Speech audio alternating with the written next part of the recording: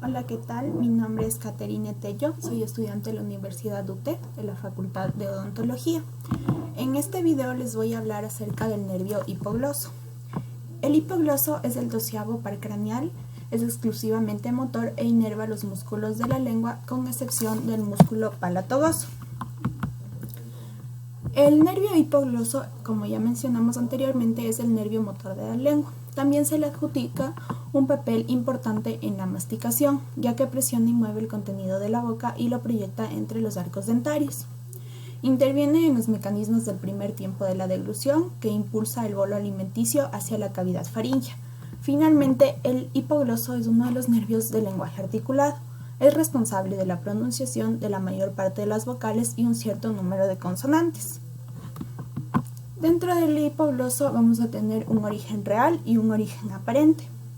El origen real nos dice que las fibras del nervio hipogloso nacen de las células de una columna gris del bulbo que se extiende a lo largo de casi todo el bulbo, superiormente a la altura del trígono del nervio hipogloso, en la fosa romboidea, inferiormente en el lado anterolateral del conducto central. En el origen aparente nos dice que los filetes radiculares del nervio hipogloso son de 10 a 12 y salen del bulbo por el surco anterolateral. Vamos a tener un trayecto que nos dice que todos estos filetes convergen lateralmente y se unen en un solo tronco que atraviesa el conducto del hipogloso.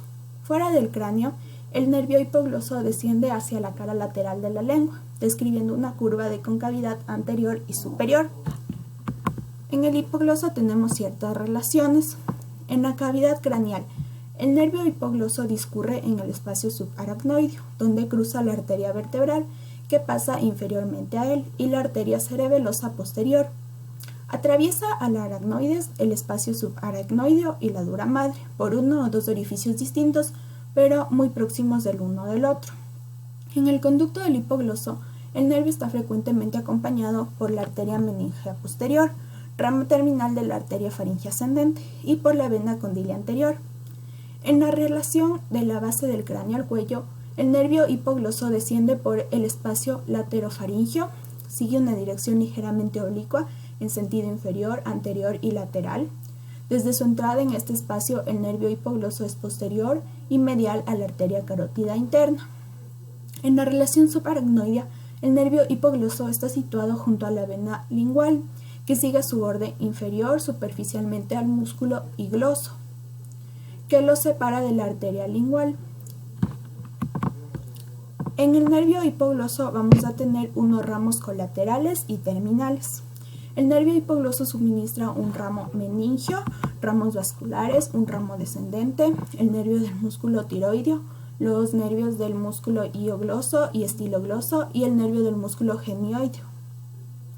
En el ramo meningio o recurrente nace el nervio hipogloso. En el conducto del hipogloso regresa hacia la cavidad craneal siguiendo la cara lateral del nervio y se distribuye en la dura madre vecina. Los ramos vasculares del nervio hipogloso son filetes delgados que salen del nervio hipogloso a niveles diferentes y terminan en las paredes de las arterias carótidas y de la vena yugular interna. El ramo descendente se desprende del codo formado sobre la arteria carótida externa por las porciones vertical y horizontal del nervio hipogloso. Desciende en sentido vertical anteriormente a los grandes vasos, a lo largo del ángulo diedro formado por la arteria carótida común y la vena yugular interna. El nervio del músculo tiroideo en este ramo nace un poco anterior al precedente y termina en la cara anterior del músculo tiroideo. Los nervios de los músculos hialogloso y estilogloso son ramos delgados y ascendentes que se desprenden del nervio hipogloso cuando éste cruza su cara superficial del músculo hiogloso. El nervio del músculo genioideo nace del nervio hipogloso a la altura del borde anterior del músculo hiogloso y termina en la cara lateral del músculo genioideo. En los ramos terminales, el nervio hipogloso se divide en la cara lateral del músculo geniogloso en numerosos ramos terminales destinados a los músculos de la lengua. En el nervio hipogloso vamos a tener ciertas técnicas de exploración para poder detectar alguna anormalidad o patología. En este tenemos el trofismo y simetría de la lengua. Se le pide al paciente que abra la boca y se observa la lengua y sus dos mitades son iguales y simétricas, o si hay una atrofia de alguna en alguna de sus dos mitades. Se observa además la existencia o no de fasciculaciones. En la posición de la lengua se le ordena al paciente que saque la lengua y se observa si la punta está en el centro o si se desvía hacia un lado. Hay que tener cuidado con las falsas desviaciones de la punta de la lengua, cuando hay parálisis facial o cuando faltan piezas dentarias.